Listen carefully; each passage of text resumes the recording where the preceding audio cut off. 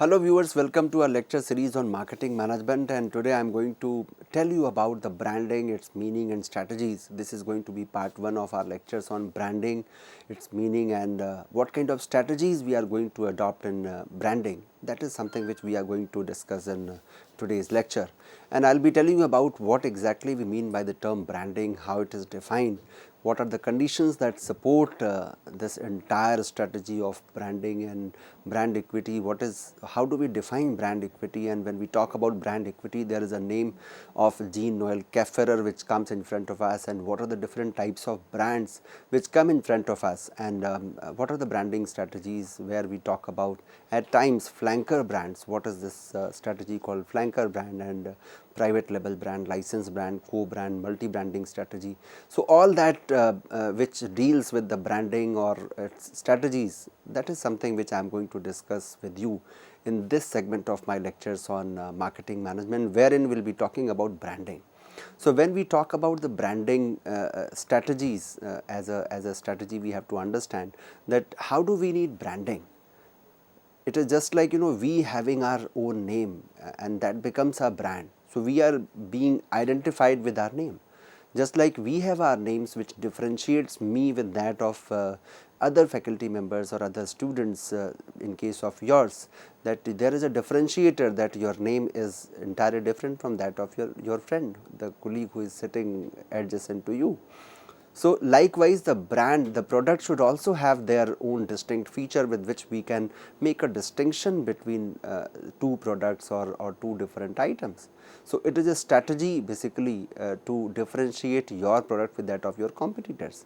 But my dear learners, it is not that simple as I told you about meaning of branding. It requires a a series of strategies, a series of plannings which are being made by the marketers just to make it happen that yes, this is my brand. And this brand building, this entire discourse of brand building takes a lot of time. You are building a brand over a period of time. It is a symbol of trust which you have developed or established with your customers over a period of time. So, it is what my branding is, what my students speak once I leave the classroom, and the same is the case of product. What is your reputation, what is your brand? The brand speaks about your reputation, your quality, your features, your services, and all these things make a particular brand. So, before I go for defining branding, let me tell you what kind of strategies we are going to have into the branding strategies. Of course, there are 3 levels of product wherein we will talk about the individual products, the product mix and product line.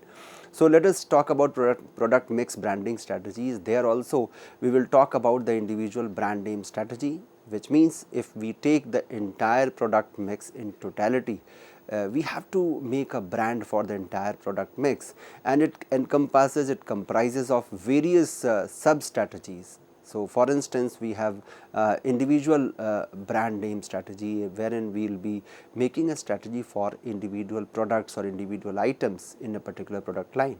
Then comes family brand name strategy. We can have a strategy of family brand name, wherein you are actually developing a family brand name for a particular product, or at times within the family brand name strategy you can have family and individual brand name composition of both. Then you can have family brands or the product types, and eventually we can make use of company name as a family brand. So, at times we feel that we need not to give any further name to that particular brand, but our company's name itself is sufficient to give a reflection of quality. For instance, if I have to talk about that company's name being used by a marketer in terms of family brand name strategy, the name of Godrej comes in front of us, wherein they do not give any sub branding. The name of Godrej itself is enough, whether they are into the office furniture or they are into the interior. Now, they have come up with another segment for the household customers, wherein they are offering you the products in terms of Godrej interior. But yes, their long standing trust of customers is still intact there, and they are making they are making a lot of effort to ensure that the customers trust should be maintained, it should remain intact. So there can be a strategy wherein there are different types of strategies by different marketers. There you would find a stage where marketers don't want customers to know about their company. They want that their brand should be so powerful that the customers should only know about the brand. They should not know about the company, unless they have some keen desire to know about the manufacturer of a brand and they pay a visit to the website, or they simply look at the labeling of a product just to know that which company is actually marketing or manufacturing this product. I can give you an instant example of Dettol liquid or Dettol soap. It is being manufactured and marketed by Reckitt and Benckiser in India. Reckitt Benckiser markets it in India, but Reckitt is the company which is having the ownership of this brand. And hardly whenever I ask this question in my classroom to my students that Dettol is being owned by which company, so some of the students in a very innocent way they say that Dettol is being owned by Dettol. So the brand is so powerful that the customers are considering this brand name itself to be the company's name. So we have to understand that according to the requirement of a particular product, particular market, the size of market, there are different other factors.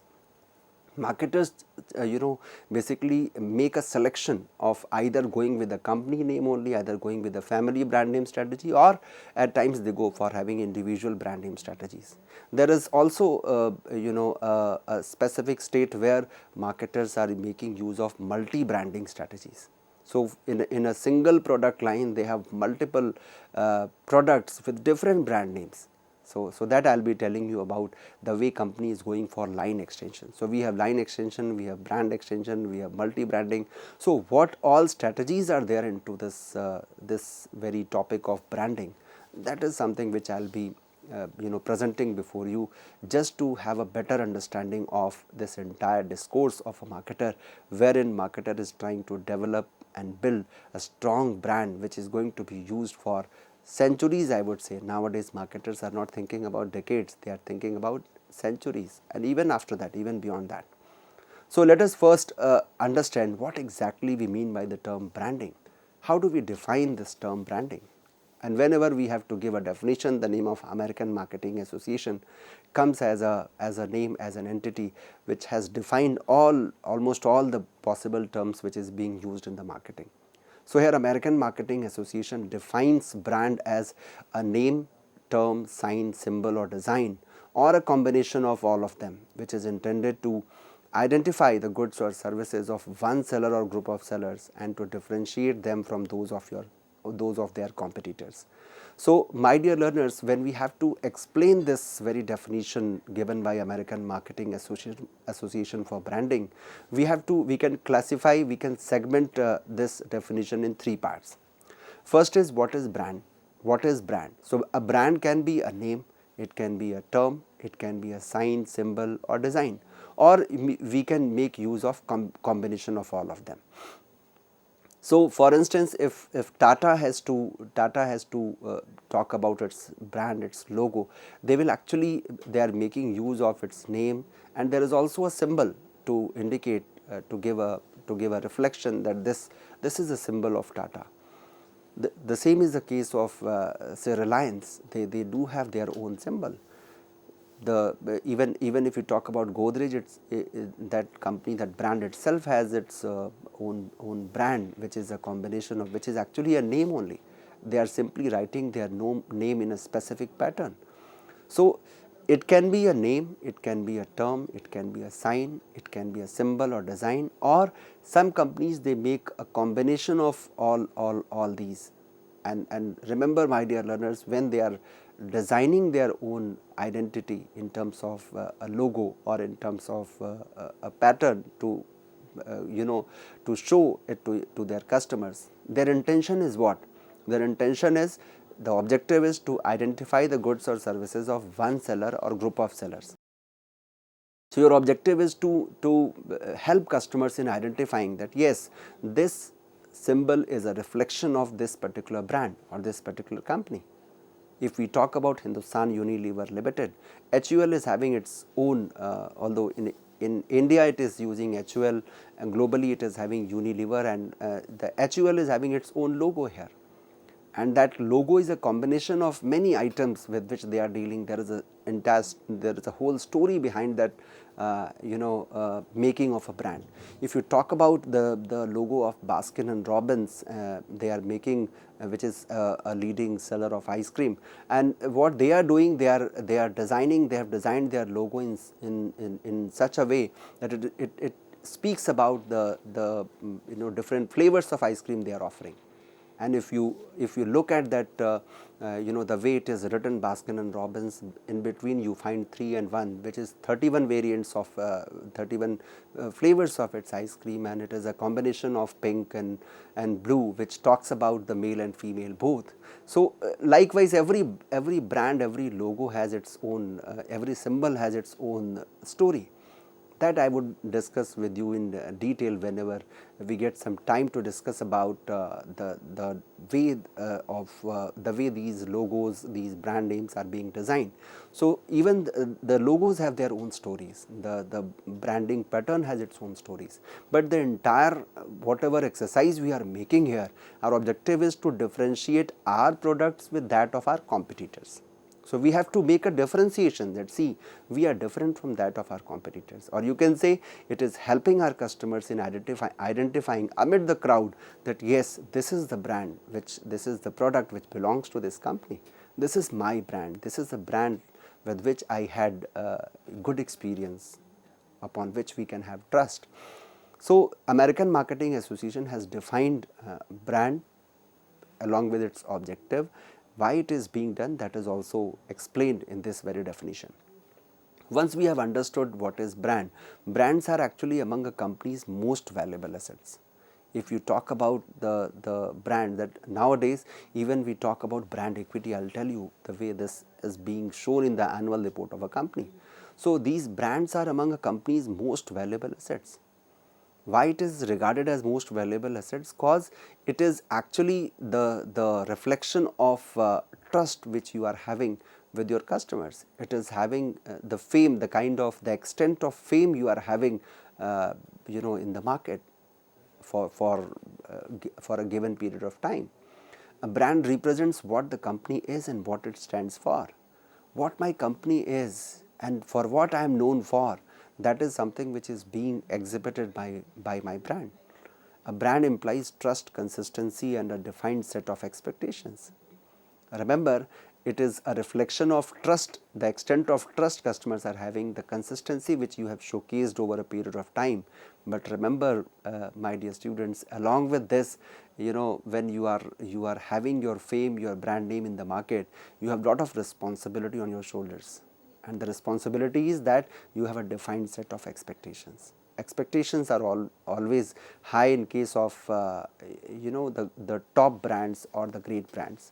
So higher the level of image you are enjoying, the greater is the responsibility you have on yourself. So you have to understand, you can't recuse yourself at any point of time. You can't recuse, whether it is in terms of services, or it is in terms of quality, or it is in terms of delivering consistently and constantly the best of your product or best of your brand. So the strongest brands, they own actually a place in the customer's mind and heart. And this I am not saying, whatever I have explained here, it is from the Scott Davis, who has talked about the brand asset management. So we have to understand that brands are among the company's most valuable assets nowadays. And they are, and it is so valuable that now they have started doing the valuation. And that value of a brand in terms of rupees or dollar or whatever currency your your country is actually having into operations. So they are basically giving showing the value of that brand also, that this is the value of my brand, and that is in case of India, it is in crores. You would find the number of brands which are enjoying that state of brand equity. Now the question comes, what exactly is the advantage of brand names, or you can say at the top of it, what is the benefit of having a state of brand equity? Having said that I do have my own brand equity, what exactly I am willing to say, what exactly I am willing to communicate? So we have to understand, my dear learners, that if you are having your brand name, if your brand is having a state or a level or a kind of trust among the customers, you will find your task to be very easy. And the brand is basically a combination or culmination of your performance, it is a kind of your report card. And the benefit is, if you have performed constantly and consistently, if you have delivered quality and value to your customers, if your customers are loving your attributes, the attributes of your product, if your customers are having high level of brand loyalty, if your customers can identify your brand name only with the logo or at times with your punchline, if your customers are having a greater amount of perceived quality whenever it comes to your brand name, if your customers are able to recall the strong brand association with your company, or they are able to identify you amid the crowd, it means this is something which you have earned over a period of time. And remember, my dear learners, branding cannot be done overnight. It takes time. It takes a lot of time, effort, and patience and perseverance to develop a brand. As you can understand that if you are offering, if you are delivering quality constantly and consistently, of course it is going to deliver. It is going to create an edge for you, an edge for your company, for your brand. And your customers will rest assured of the quality when it comes to your name. So, in this way you have now understood that why a company needs branding, why every company needs branding, even a person needs branding. A kind of reputation which I am having among my students, that is being developed or built up over a period of time. When we start our journey in the classroom, and after the end of the semester, whatever feedback my learners are giving to me, that is something you can call as my brand value as an individual, as a human being. Likewise, the products do have their own branding. So, whatever promises you have made while selling the product, if you could deliver them in a proper manner, then of course, if your performance equates with the expectations of the customers, the result is bound to be the customer satisfaction. And nowadays we talk about exceeding that expectation so that we can have delighted customers, so that we can ensure customers' delight. So, branding is the culmination of the trust, quality, value, consistency, attributes, identifiability, high brand loyalty, name awareness, perceived quality, and strong brand association, and many more. So, you name a feature, you name a quality of your product, your company, that is going to be included into the benefits of branding, that is going to be included into your branding, into your brand name. Now, conditions which are supporting branding, which are conducive to branding, what are those conditions which actually support branding? The first is, the first condition is the product is easy to identify. You can easily identify. If you go to automobile industry, by simply looking at the mark of the logo of that particular car, you can identify that this belongs to this particular company, that this car is belonging to this company. So, while driving in your car, when you look at the other cars on the streets, you can find that yes, this car belongs to this company. So, easily you can identify. Second is, the product is perceived to be the best value for price. If your brand is positively built up, your customers are going to perceive it to be the best value for their price. Quality and standards are easy to maintain for you also, and customers, you need not to communicate every time. You have to simply remind them that don't go by the gimmick, don't go by the gimmicks, trust the tested one, and customers are actually relying the tested one. Once they have tested the quality, then they actually make use of those experiences for long. And nowadays we talk about experiential marketing as well. Every time we get a new buzzword in the marketing, that is why we say marketing means staying relevant in the marketplace. So, feeling is believing is actually the order of the day. So, quality and standards are quite easy for you to maintain once you have branding, and demand is enough to support your branding effort. Of course, all these exercises, maintenance of quality, ensuring consistency, value for money, all this requires some amount of cost. because when you are making efforts, you have to shell out some amount of money on that. If you are actually maintaining the quality, of course it is supposed to be backed by the research and development, consistent and constant research and development, and that requires huge investment. So for that, from where the money would come? Money would come from the revenue only. So demand is enough to support branding effort if your brand is having its own requisite position in the market. And of course, you cannot deny to the benefit of economies of scale, where if you are selling at a requisite level, significant level, you have significant market share, then of course you have enough revenue to support and back the entire branding effort or branding discourse which you are going to follow. So a brand mark refers to that part of brand which is not made up of words only. You cannot simply make your brand by using jargons or by simply giving a statement. But remember, it can be a symbol or design, such as if you talk about the swoosh mark of Nike or golden arcs of McDonald's. So that is basically developed over a period of time. So when you look at the logo of Nike, that mark which talks about which is, at times we look at it as a tick mark, but it is speaking a lot about that entire brand. So we have to understand, my dear learners, that it is a symbol or design which is reminding you of the quality, of the trust, of the consistency which you have received for a brand. But there is a difference between a brand and a trademark. You have to understand. A trademark is basically a legal registration. When you go for getting your logo registered, trademark registered, we call it trademark. Your logo is, once it is registered, nobody else can use it. So a trademark is a legal registration indicating the owner's exclusive right to use a brand or some part of the brand. So it is always advisable that once you have developed a sign for yourself, for your product, for your company, it is good to get it registered, convert it into a trademark, so that it is not easily imitated. People should not, so that your competitors may not imitate it, and your customers stay relaxed that yes, this is a registered trademark, nobody else can copy that. So a trade name is basically the full and legal name of a firm.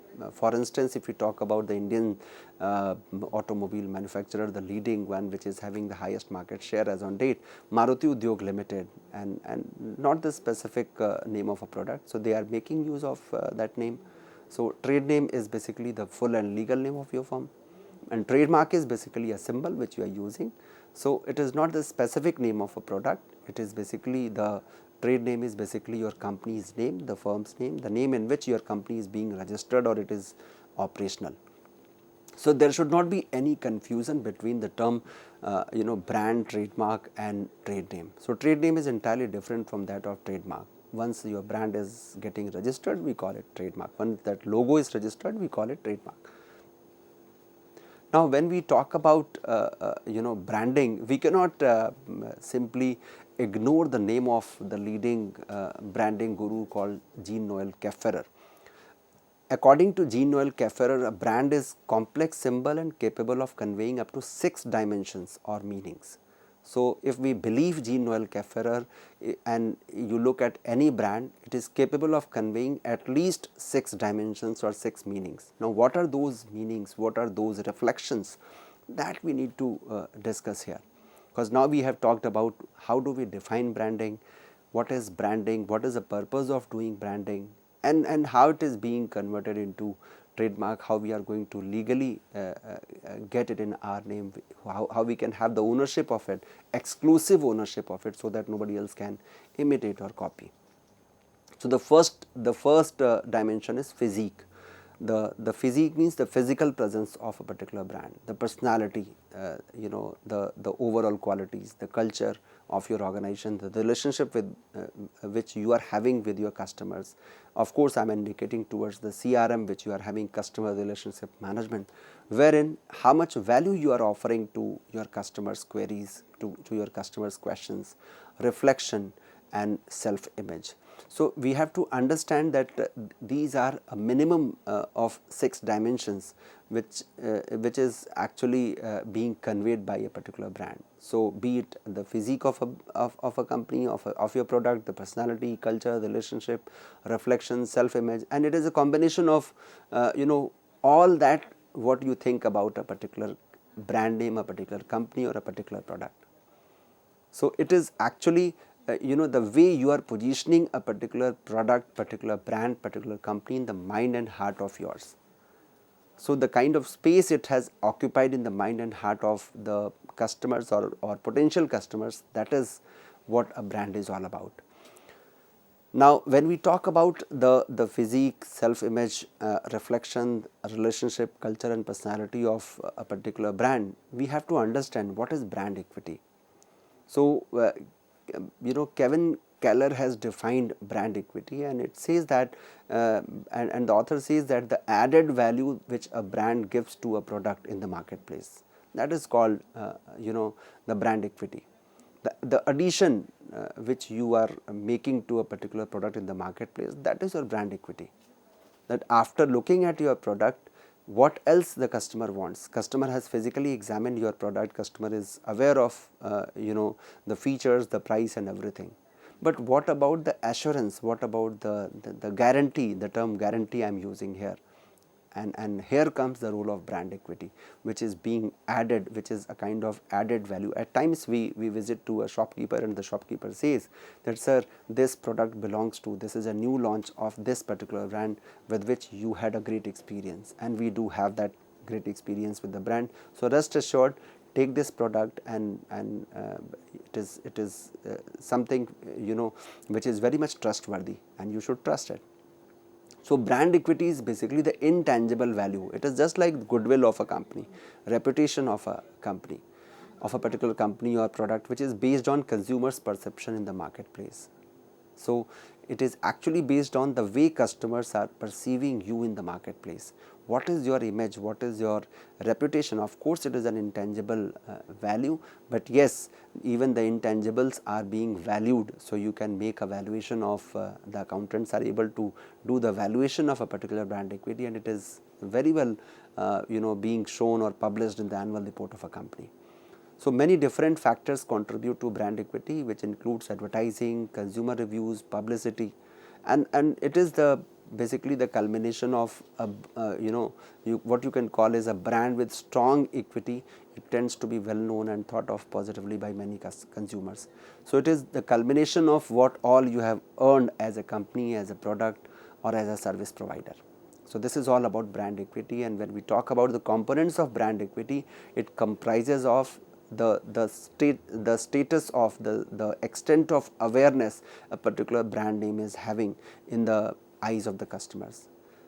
What is the rate of recall, how instantly the customers are able to recall that particular brand name. So that brand name awareness, the brand loyalty here indicates about buying the same product whenever the same need arises. So repetitive purchase is an indicative or reflection of your brand loyalty. Brand associations, when you can associate yourself with a particular brand, and of course the perceived quality. These four are the broad components of brand equity, and we have to understand that it is not only about brand loyalty only or brand association only, but it also speaks about perceived quality and brand name awareness. So what are the 5 dimensions of customer based brand equity?